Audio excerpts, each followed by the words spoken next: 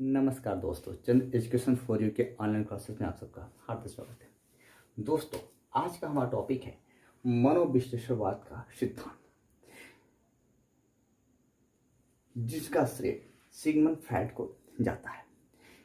ये 20वीं शताब्दी के शुरुआत में ही इन्होंने मनोविश्लेषणवाद का सिद्धांत को प्रतिपादित किया। और आपको बता दें कि व्यक्तित्व का जो पहला व्यापक सिद्धांत की रचना किया था वो सिगमंड फ्रायड थे। ठीक है, तो सिगमंड फ्रायड ने अपने व्यक्तित्व के सिद्धांत की रचना करने के साथ साथ दो तरह की जो क्रियाएं हैं, या कह सकते हैं कि मनोविश्लेषणवाद के सिद्धांत का प्रतिपादन करने के साथ साथ उन्होंने इनके दो मुख्य संप्रत्यय को इन्होंने प्रतिपादित किया। संप्रत्यय कौन थे? पहले देखिए, पहला था मन की अवस्थाएं और दूसरा था व्यक्तित्व की अवस्थाएं। इन्होंने मन की 3 अवस्थाओं के बारे में चर्चा किया, उसके साथ साथ व्यक्ति की 3 अवस्थाओं के बारे में भी इन्होंने बताया। अब देखिए, जो मन की अवस्थाएं हैं इन्होंने 3 भागों में बांटा गया: अचेतन मन, अर्धचेतन मन और चेतन मन। क्योंकि सिगमंड फ्रायड ने कहा कि चेतन मन 10% होता है, पूरे मस्तिष्क का 10% चेतन मन होता है। अचेतन मन 90% है, मतलब 90% अचेतन मन होता है, और बाकी जो नगण्य होता है वो अर्धचेतन मन होता है। दोस्तों, जो अचेतन मन होता है वो जन्मजात होता है, और यह आनंदवादी भी होता है, सुखवादी भी होता है। ये हम अगर इसकी तुलना बर्फ के टुकड़े से कर सकते हैं। मतलब जैसे बर्फ का एक टुकड़ा होता है, वो पानी में तैरता है। ठीक है, तो अगर पानी में वो तैरता है तो जितना भाग ऊपर रहता है, ऊपर वो उसका चेतन मन हो जाता है। मतलब इतना भाग यह चेतन मन हो जाएगा, और जो ज्यादा भाग होगा वो अचेतन मन होता है। मतलब चेतन मन 10% होता है और अचेतन मन 90% होता है। इसकी तुलना उन्होंने किया है। और इसके साथ साथ सिगमंड फ्रायड ने अचेतन मन और चेतन मन की तुलना बर्फ के जो टुकड़े से किया है। इन्होंने कहा कि जिस प्रकार बर्फ का टुकड़ा पानी में ऊपर तैरता रहता है और उसके जो ऊपरी भाग कम रहता है लेकिन नीचे ज्यादा होता है, उसी तरह जो हमारा मन है, जो अचेतन मन है, बहुत ही जटिल होता है। और अचेतन मन में 3 प्रकार के भाग होते हैं। भावना होती है, संवेग होते हैं और मूल प्रवृत्ति होती है।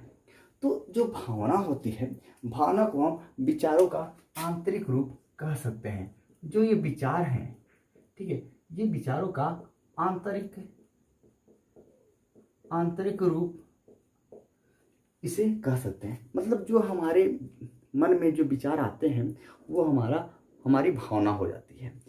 उसके बाद देखते हैं संवेग। जो संवेग होता है वो हमारे विचारों का बाह्य रूप होता है।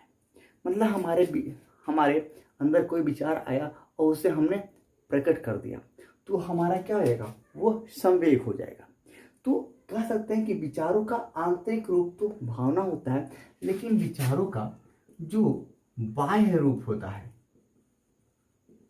बाह्य रूप वो क्या है?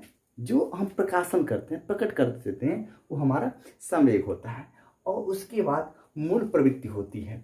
मूल प्रवृत्ति क्या होती है? जो हमारे विचार होते हैं उनका एक क्रियात्मक रूप, हमारे विचारों का क्रियात्मक रूप हमारा मूल प्रवृत्ति हो जाती है। और मूल प्रवृत्ति क्या होती है? मानव में जन्मजात भी होती है।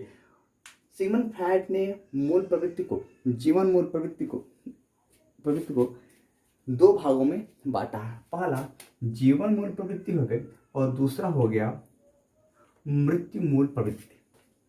मतलब दोस्तों, जो जीवन मूल प्रवृत्ति होती है उसमें हम कह सकते हैं कि रचनात्मक कार्य और सकारात्मक कार्य जुड़ा होता है। जो यह जीवन मूल प्रवृत्ति में एक रचनात्मक कार्य और सकारात्मक व्यवहार जुड़ा होता है। ठीक है, और जो मृत्यु मूल प्रवृत्ति होती है, इसमें दोस्तों इसमें विध्वंसात्मक कार्य और आक्रामक कार्य जुड़ा होता है। मतलब यह विध्वंसात्मक कार्य इसमें जुड़ा होता है और इसमें आक्रामकता जुड़ी होती है। ठीक है, तो इन सब का यह जो प्रवृत्ति इनका मिक्सचर होता है।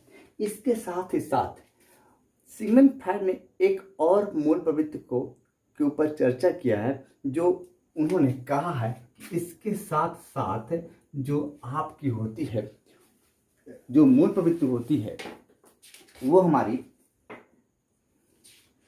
जीवन मूल प्रवृत्ति और मूल प्रवृत्ति के साथ साथ यौन मूल प्रवृत्ति भी होती है। प्रवृत्ति होती है जिन्हें इन्होंने लिबिडो के नाम से बताया है।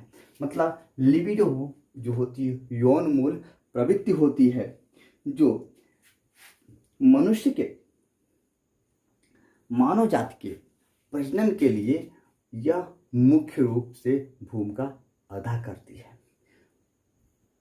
दोस्तों, जो जीवन मूल प्रवृत्ति होती है, इसकी जो आक्रामकता होती है वो तेज होती है, और मृत्यु मूल प्रवृत्ति की आक्रामकता क्या होती है? गौण होती है। ठीक है, तो ये हमारी अचेतन मन में भावना, संवेग और मूल प्रवृत्ति हो गई है। अब देखिए, जो अचेतन मन है, इसमें भावना, संवेग, मूल प्रवृत्ति के साथ साथ जितने भी हमारे अंदर दमित इच्छाएं होती हैं, वो हमारे अचेतन मन में बैठी रहती हैं। जितनी भी दमित इच्छाएं होती हैं वो हमारे अचेतन मन में बैठी होती है। हमारे जो भी यौन ऊर्जा होती है वो अचेतन मन में होती है। जो अनैतिक होती है, जो असामाजिक होती है, जो अमर्यादित होती है, वो सारी इच्छाएं अचेतन मन में होती हैं। इसीलिए इसे 90% माना गया है। ठीक है, तो यह अचेतन मन हमेशा आनंदमय और सुखवादी मन से जुड़ा होता है। यह इच्छाओं का भंडार गृह होता है। मतलब जो इच्छाएं होती हैं, इच्छाओं का भंडार गृह, यह हमारा अचेतन मन होता है। अब आते हैं हम अर्धचेतन मन की तरफ। देखिए, जो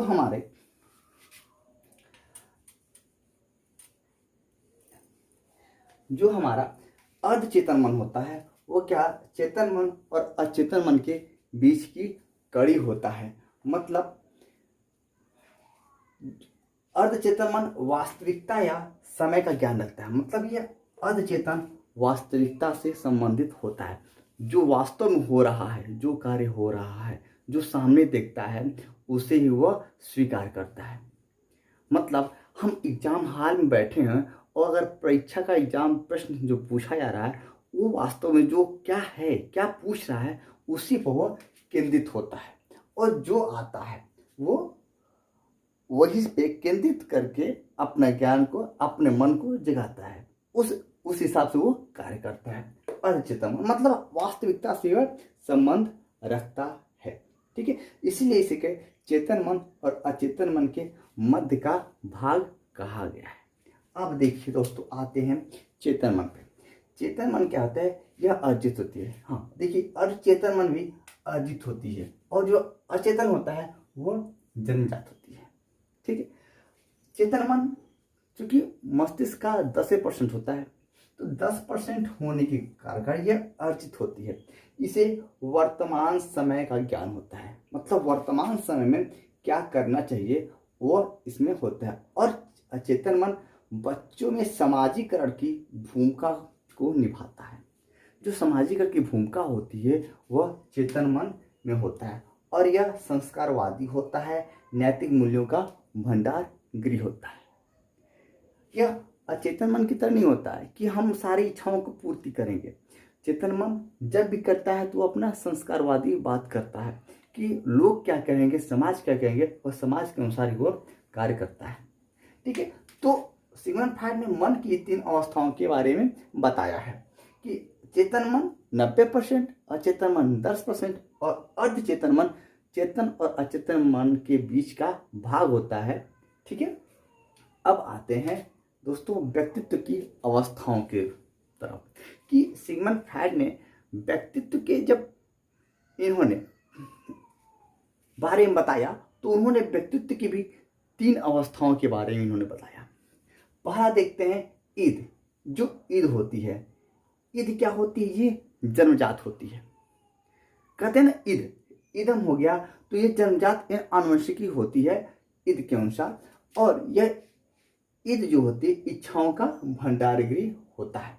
मतलब जो हमारा अचेतन मन होता है उसके समकक्ष ही ईद हमारा होता है। मन ये है, लेकिन व्यक्तित्व की 3 अवस्थाओं में अगर ईद को कहा जाए तो वो भी अचेतन मन के साथ साथ जुड़ा होता है। मतलब ईद में इच्छाओं का भंडारगृह होता है। बच्चों में जो दमित इच्छाएं होती हैं वो ईद में होती हैं और यह पार्श्विक इच्छाओं पर बल देता है ईद।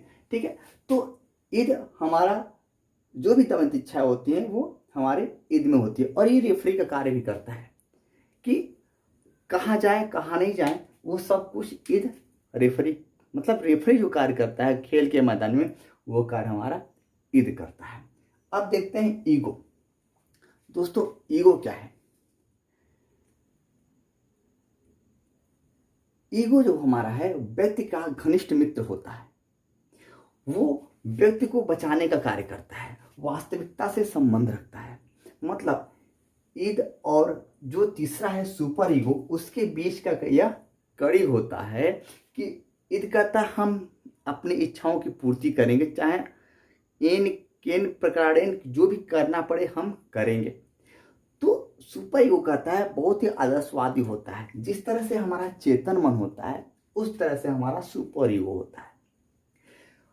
अचेतन मन भावना संवेग मूल प्रवृत्तियां होती हैं जो हमेशा अपनी दमित इच्छाओं की पूर्ति करना चाहती है। तो चेतन मन उन्हें बचाता है, क्या संस्कारवादी होता है कि नहीं हम नहीं अभी नहीं करेंगे। उसी प्रकार ईद अपने सारी कार्यों को करना चाहता है, तो हमारा सुपर ईगो क्या करता है? आदर्शवादी सिद्धांत का पालन करता है। तो इन दोनों के बीच में द्वंद्व चलता है। तो ईद और सुपर ईगो के बीच में जो समझौता कराता है, जो वास्तविकता को देखता है कि हाँ किस समय क्या करना चाहिए क्या नहीं करना चाहिए, वो हमारा ईगो करवाता है। अहम जो व्यक्ति का पक्का घनिष्ठ मित्र होता है, व्यक्ति को बचाने का कार्य करता है और वास्तविक जगत से यह संबंध रखता है, तो ये हमारा ईगो रहता है। मतलब आप इसे सिपाही भी कह सकते हैं। मतलब ईगो क्या होता है? यह सिपाही का काम करता है। ठीक है, मतलब सब कुछ देखते हुए यह अपने बचाव में यह कार्य करता रहता है। अब देखते हैं सुपर ईगो क्या है। सुपर ईगो को हम परा अहम भी कहते हैं। जो सुपर ईगो आदर्शवादी सिद्धांत को अपनाता है, कार्यपालक मन होता है और सामाजिक व राष्ट्रीय हित में त्याग व बलिदान के लिए तत्पर रहता है। मतलब यह सामाजिक नियंत्रण से संबंध रखता है। देखिए बच्चों में जो सुपर ईगो की शुरुआत होती है वो 5 वर्ष की अवस्थाओं में मानी जाती है। 5 वर्ष की अवस्थाओं में सुपर ईगो ऑटोमेटिक आ जाता है और ईगो जो होता है यह 3 वर्ष में जन्म लेता है बच्चों में। तो 3 वर्ष की आयु में अपना ईगो अहम आ जाता है और 5 वर्ष की आयु में अपना सुपर ईगो आ जाता है। और सुपर ईगो क्या है? यह चेतन मन की तरह कार्य करता है। जो कार्यपालक मन होता है उसी तरह हमारा सुपर ईगो होता है। ठीक है, तो नियम देखता है, आदर्श देखता है, आदर्शवादी बात करता है।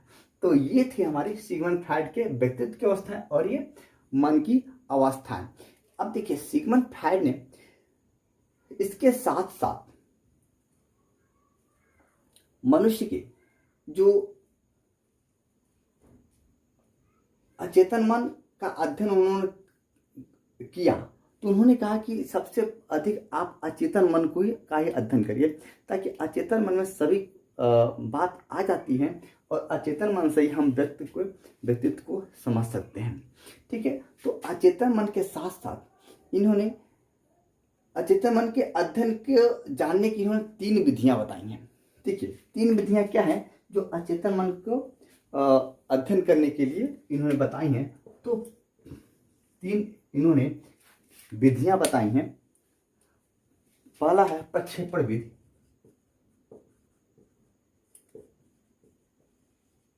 ठीक है। दूसरा है आपका मुक्त साहचर्य विधि,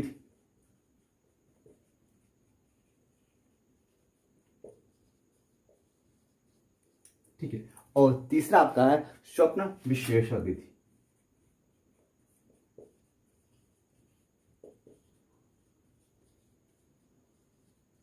ठीक है। तो इन्होंने यह विधि किसके लिए दिया? इन्होंने यह अचेतन मन की अध्ययन करने के लिए इन्होंने यह 3 विधियों को इन्होंने दिया है, ठीक है। तो ये 3 विधि अचेतन मन की का अध्ययन करेंगे। अब देखते हैं इसके साथ ही साथ सिगमंड फ्रायड ने कहा है कि जो ईद होता है, अहम होता है और पराहम होता है, इन तीनों के बीच में एक द्वंद्व चलता रहता है और इन द्वंद्व के बीच में एक ऐसी बात आती है जो बात है चिंता। तो चिंता इनके में एक अहम रोल अदा करती है। तो चिंता के रूप में इन्होंने बताया कि चिंता 3 प्रकार की होती है। जो मनुष्य, मान लीजिए कोई कार्य करना है, ईद अपना कहता है कि हम अपने कार्य को पूरा करेंगे, तो सुपर ईगो से रोकता है, रुको। तो दोनों में जब द्वंद्व चलता है तो एक चिंता नामक अंदर भावना के स्वरूप उत्पन्न हो जाती है कि हम करें तो क्या करें। तो चिंता को इन्होंने सिगमंड फ्रायड ने 3 प्रकार से बताया है। देखिए 3 प्रकार चिंता के कौन कौन से हैं। देखिए पहला है कि वास्तविक चिंता। जो पहला इन्होंने बताया, इन्होंने कहा वास्तविक चिंता।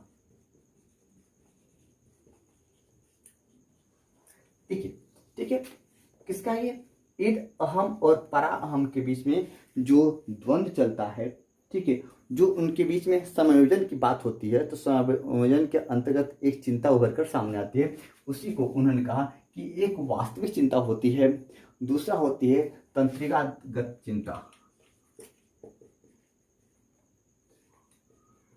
तंत्रिकागत चिंता। और तीसरी चिंता होती है नैतिक चिंता।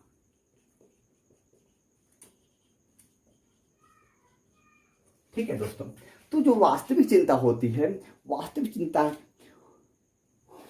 वास्तव में वातावरण में जो व्याप्त वास्तविक खतरों जैसे आंधी, तूफान, भूकंप आदि के प्रति जो हमें जागरूक करती है। ठीक है, जो वास्तविक चिंता होती है वही होती है, मतलब जो हमारे प्रत्यक्ष रूप में आंधी, तूफान और भूकंप आदि के बारे में या महामारी की जो भी हैं उसके बारे में वो हमें बताए, वो हमारी वास्तविक चिंता होती है। ठीक है, अब देखते हैं तंत्रिकागत चिंता। अब देखिए तंत्रिका चिंता वो होती है जो ईद की इच्छाओं पर अहम के द्वारा नियंत्रण न कर पाने की चिंता है। मतलब ईद जो कहता है कि हम अपनी इच्छाओं को पूरा करेंगे, तो क्या होता है, अहम इस पर अपना नियंत्रण नहीं कर पाता है। कहता नहीं, ईद कहता है हम अपनी उन इच्छाओं को पूरा करेंगे, अपनी दमित इच्छाओं को पूरा करेंगे। तो अहम कहता है कि नहीं, हम इसको क्या पता, इसको हम अपने काबू में कर पाएंगे कि नहीं कर पाएंगे, वो सोचता रहता है, वो डर बना रहता है उसके अंदर कि हम ईद की जो इच्छाएं हैं उसको हम पूरा होने देंगे या नहीं होने देंगे, क्या होगा। यह वो जो चिंता होती है वो तंत्रिकागत चिंता होती है, जो उसके अंदर एक चुनौती ला देता है। अब देखते हैं नैतिक चिंता क्या है। नैतिक चिंता वो है जो परा अहम के अनुभव कार्य करने में, मान लीजिए परा अहम क्या है, आदर्शवाद सिद्धांत को पाता है, तो इसके पास बहुत सारा अनुभव है। तो जो परा अहम कार्य करता है या कार्य करने जाता है, उसके कार्य में जो ईद अपना रुकावट पैदा करता है, उसके साथ साथ जो अहम होता है वो भी अपनी रुकावट पैदा करते हैं। मतलब सुपर अहम को या परा अहम को, सुपर ईगो को, परा अहम को जो अहम या ईगो चुनौती देता है वो होता है नैतिक चिंता। और जो चुनौती से संबंधित होता है, अर्थात जो भी आदर्श होता है, जो नैतिक नियम होते हैं, नियमों के पालन में अगर सोचता है पर हम क्या, अगर हम नियमों को, आदर्श नियमों के पालन में चूक कर जाएंगे तो क्या होगा, तो ये हमारा उसके नैतिक बात से चिंता होती है। ठीक है, मतलब सुपर ईगो के कार्यों में ईगो के द्वारा जो दी गई चुनौतियों को करने से जो चिंता उत्पन्न होती है वो हमारी नैतिक चिंता होती है। अब देखिए, इसके साथ ही साथ सिगमंड फ्रायड ने एक और बात बताई है, जो व्यक्तित्व के बारे में जब विस्तृत अध्ययन करेंगे हम, तो उसके बारे में हम जानकारी लेंगे, लेकिन छोटे से रूप में उसको हम एक बार थोड़ा समझ लेते हैं। जो सिगमंड फ्रायड ने व्यक्तित्व के विकास में जो यौन मूल प्रवृत्ति के बारे में बताया, मतलब जो लैंगिक ऊर्जा के बारे में बताया, उन्होंने उसको नाम दिया लिबिडो। अब लिबिडो जो होती है, लिबिडो को उन्होंने 5 मनोलैंगिक अवस्थाओं के बारे में इन्होंने विभाजित किया, मतलब 5 भागों में इन्होंने विभाजित इसको किया है। अब देखिए, जो 5 भाग हैं जो मनोअवस्था, इसको जो पहला देखिए जी। अब देखिए, इन्होंने कहा कि 5 मनोलैंगिक अवस्थाएं हैं, 5 मनोलैंगिक अवस्थाएं। ठीक है, पहला अवस्था इन्होंने कहा कि पहला अवस्था मुखावस्था है, मुखावस्था है। ठीक है, जो 5 मनोलैंगिक अवस्थाएं हैं मुखावस्था, और 5 मुखावस्थाओं में जो पहली मुखावस्था है वो है जन्म से लेकर के 1 वर्ष तक, जन्म से 1 वर्ष तक यह मुखावस्था होती है। दूसरा देखिए गुदावस्था, गुदावस्था ये कब से होती है, यह 1 वर्ष से लेकर के 3 वर्ष तक होती है, 1 से 3 वर्ष तक। ठीक है, अब देखिए तीसरी जो अवस्था होती है वह शेषणावस्था होती है, शेषणावस्था। शेषणावस्था को सिगमंड फ्रायड ने माना है कि यह 3 वर्ष से लेकर के आपका 4 या 6 वर्ष तक, या 6 वर्ष तक मानी जाती है। ठीक है, तो यह इनका शेषणावस्था हो गया। इसके बाद आता है अव्यक्तावस्था। ठीक है, अव्यक्तावस्था, अव्यक्तावस्था, अव्यक्तावस्था जिसमें व्यक्त बच्चे करते हैं वो है 7 से लेकर के 12 वर्ष तक, 7 वर्ष से 12 वर्ष तक अव्यक्तावस्था मानी जाती है। उसके बाद जो 5वीं अवस्था होती है वो है जननेंद्रिय अवस्था, जननेंद्रिय अवस्था। जननेंद्रिय अवस्था होती है जो 12 वर्ष से लेकर के और निरंतर चलती रहती है, निरंतर चलती रहती है। ठीक है, तो इस प्रकार से सिगमंड फ्रायड ने दिखाया, बताया कि उन्होंने व्यक्तित्व के बारे में जब इन्होंने अध्ययन करना प्रारंभ किया है, जब अपना सिद्धांत मनोविश्लेषणवाद का सिद्धांत दिया, तो उन्होंने मन की भी 3 अवस्थाओं के बारे में बताया, चेतन, अर्धचेतन और चेतन की अवस्था के बारे में बताया। व्यक्तित्व की अवस्थाओं के बारे में बताया, ईद, अहम और पराहम, मतलब ईद, ईगो और सुपर ईगो के बारे में बताया। ठीक है, उसके साथ साथ इन्होंने अचेतन मन की, जो हम अचेतन मन के अध्ययन के लिए उन्होंने 3 विधियों के बारे में बताया, प्रक्षेपण विधि, मुक्त सहचर्य विधि और स्वप्न विधि। अब थोड़ा यहाँ ये देख लेते हैं प्रक्षेपण विधि क्या होती है। मतलब प्रक्षेपण विधि में अप्रचित तरीके से जो अचेतन मन का अध्ययन करने वाली विधि होती है, जो अप्रत्यक्ष तरीके से जो हम चेतन मन की, ठीक है, अचेतन मन की जो हम विधि का अध्ययन करेंगे अप्रत्यक्ष विधि से करेंगे, तो वहाँ पर प्रक्षेपण विधि हो जाती है। ठीक है, मतलब अप्रत्यक्ष विधि से जब हम अध्ययन करेंगे अचेतन मन का। मुक्त साहचर्य विधि में क्या होता है कि स्वतंत्र होकर दूसरों को जवाब देना। मतलब अगर आपसे कोई क्वेश्चन पूछे तो आप स्वतंत्र होकर के आप उनके क्वेश्चन का जवाब देते हैं, तो वहाँ पे मुक्त साहचर्य विधि मानी जाती है। अब स्वप्न विश्लेषण विधि क्या होती है? जो स्वप्न के अनुसार अचेतन मन में होता है, मतलब जो हम कार्य करते हैं, जब स्वप्न देखते हैं, स्वप्न के अनुसार जो अचेतन मन में जो क्रियाएं होती हैं, जो भावनाएं होती हैं, उनका अध्ययन किया जाता है। तो ये होगा। उसके बाद मन सिमन फ्रायड ने जो ईद अहम और पराहम के बीच में जो संघर्ष होता है, ठीक है, जो संघर्ष होता है, जो गत्यात्मक संघर्ष के दौरान जो संयोजन करनी होती है, तो संयोजन के दौरान एक चिंता उत्पन्न होती है। उस चिंता को उन्होंने 3 भागों में बांटा है: वास्तविक चिंता, तंत्रिकागत चिंता और नैतिक चिंता। वास्तविक चिंता को बताया जो बाह्य वातावरण जो व्याप्त होती हैं, आंधी, तूफान, बाढ़, इन सब से को लेकर के वास्तविक चिंता होती है। तंत्रिकागत चिंता जो होती है, जो ईद की इच्छाओं पर अहम द्वारा नियंत्रण करने की जो चिंता होती है, वो तंत्रिकागत चिंता होती है। और नैतिक चिंता होती है जो सुपर ईगो या परा अहम के बीच में जो परा अहम के कार्यों को अहम चुनौती देता है, उससे संबंधित नैतिक चिंता होती है। उसके बाद सिगमंड फ्रायड ने मुखावस्था 5 मनोलैंगिक अवस्थाओं के बारे में बताया जो यौन मूल प्रवृत्ति से संबंधित, लिबिडो से संबंधित है। और उन्होंने लिबिडो को एक बहुत ही प्रमुख कारक माना है जो मनुष्य के यौन प्रजनन के लिए, बहुत मानव जाति के जो प्रजनन के लिए बहुत ही मुख्य होता है। ठीक है, इसके बारे में इन्होंने कहा कि 5 लैंगिक अवस्थाएं होती हैं मनुष्य के। देखिए, पहला मुखावस्था जो जन्म से लेकर 1 वर्ष तक होती है, गुदावस्था जो 1 से लेकर 3 वर्ष तक होती है, सैसनावस्था जो 3 से लेकर 4 या 6 वर्ष तक होती है, और अव्यक्तावस्था जो 7 वर्ष से लेकर के 12 वर्ष तक होती है, और जनेंद्रिय अवस्था 12 वर्ष से लेकर के निरंतर चलती रहती है।